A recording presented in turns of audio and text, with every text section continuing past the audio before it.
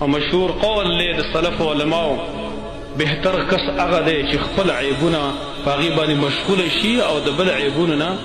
د ځان منع کي چې په خپل عیبونو باندې مشغوله شي چې ما کې څومره غلطۍ دي موږ حساب کړی د ځان سره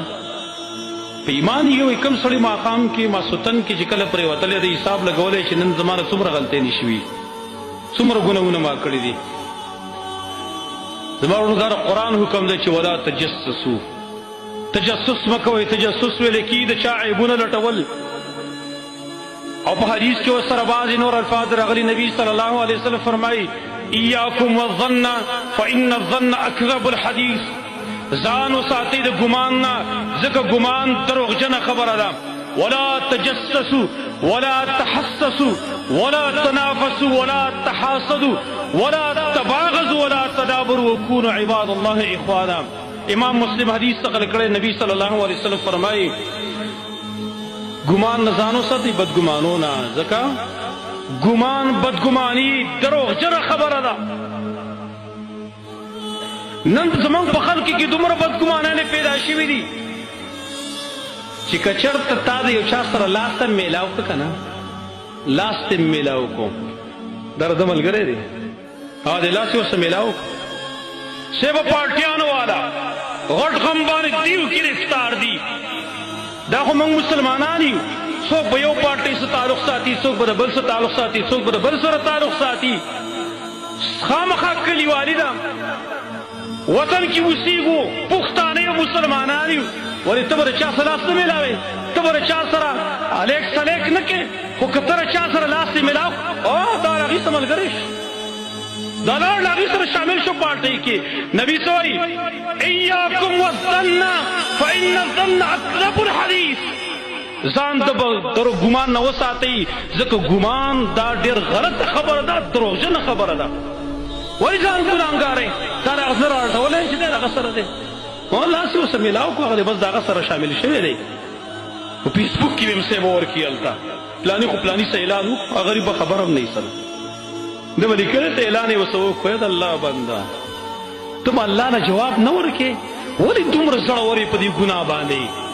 ته به الله سره نه مخامخ کېږي ځان د بدګمانۍ نه وساتي بیا وایي ولا تجسسو جاسوسي مه کوئ د بل چا په واسطه باندې عیبونه د بل چا مه معلوموئ ولا تحسسو په خپله باندې هم د چا عیب مه معلوموئ تحسس ته حواسو نه دی که نه په خپل غوږ باندې په خپلو سترګو باندې هم د چا د عیب معلومات مه کوه ولا تنافسو تنافس مه کوئ تنافس دی ته ویل کې اصل کې دا پرې علماو کړي زیات راځي د بل په ترقۍ خفه کېدل چې بل ولې ترقي کوي بل ولې مخکې لاړ ډېر خلک په دې باندې سوځي چې بل سړی ولې ترقي کوي ولې هغه شهرت پې موني ولې هغه مال ډېر وګاټه ولې ډېر ګاډي ورته ولاړ دي ولا تنافس ولا تحاسد یو بل سره کینې مه کوئ هر یو لفظ ځان پوره تشریح غواړي ولا تباغض یو بل سره بغض مه کوئ ولا تدابر یو بل ته شاګانې مه راړوئ وکونو عباد الله اخوانا شي د الله بندگان د الله بندگان جوړ شي روړه روړه جوړ شي اخوت اسلامي قائم کوي نبی صلی الله علیه وسلم خپل یو صحابي ته نصیحت کوي معاویه رضی الله عنه ته ورته وایي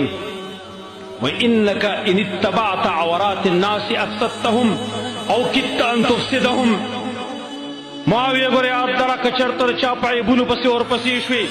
نو ګورې تا خلق فاسد تلو خلق دې خراب تلو یا قریبه ده چې خراب دی کې ولې کم سړی چې هغه غلطي کړې ده ګناه یې کړې ده پټ یې کړې ده لیکن ته ورپسې شو د هغه عیبونه خلکو ته راښکاره کې د خلکو د نظر نه ښکته وغورځېده خلق په عیبونو کې د هغه په غیبتونو کې دې مبتلا کړه افسدت الناس خلق دې فاسد تلو چې ته د بل چا عیب چاته بیان کړي نو هغه بیا د هغه غیبت نه کوي په خپله دې هم غیبت وکړو بل دې په غیبت کې مبتلا کړه هغه بل په غیبت کې مبتلا کړي او په بل په غیبت کې مبتلا کړي افسدت الناس خلق دې ټول فاسد تلو زه چې د بل عیب لټوم خو دې دپاره لټوم که نه چې خلکو ته بیان کم که نه چې ما دلته یو مجلس کې بیان که دا ټول په غیبت کې مبتلا کړه دیو بلاړ شي بل چاته بیان کوي په غیبت کې مبتلا کړه افسدت الناس یو بل حدیث کې راځي نبی صلی الله علیه وسلم فرمایل یا معشر من آمن بلسانه ولم يدخل الایمان قلبه، اے اغا جماعتا، اے اغا ټولګیا چې تاسو په خپل ژبه ایمان راوړی دی، ستاسو دې زړونو ته ایمان لا اوسه پورې نه داخل شوی، لا تغتابوا المسلمین، د مسلمانانو غیبتونه مه کوئ، ولا تتبعوا عوراتهم، د هغې په عیبونو پسې مه ورپسې کېږئ، فانه من اتبع عوراتهم، ځکه څوک چې د چا په عیبونو پسې ورپسې شو، د مسلمانانو په نقصاناتو پسې ورپسې شو، د هغې معلومات کوي، د هغې خلکو ته بیا تشهیر کوي، یاد کرئ دا حدیث واورئ، خزان سره نوٹ کوي، فانه من اتبع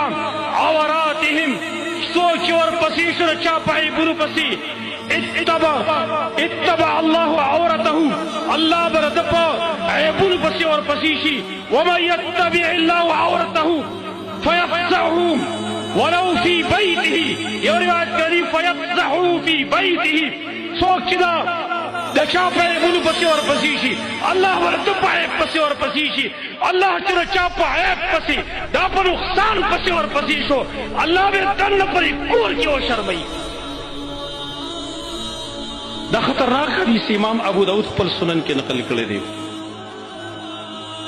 که خپل ځان عزت غواړې، د خپل ځان حیا غواړې، د بل سړی پسې مه ورپسې کېږه، ورنه په کور کې به ناست یې، دننه په کمره کې به ناست یې، الله به دې وشرموي.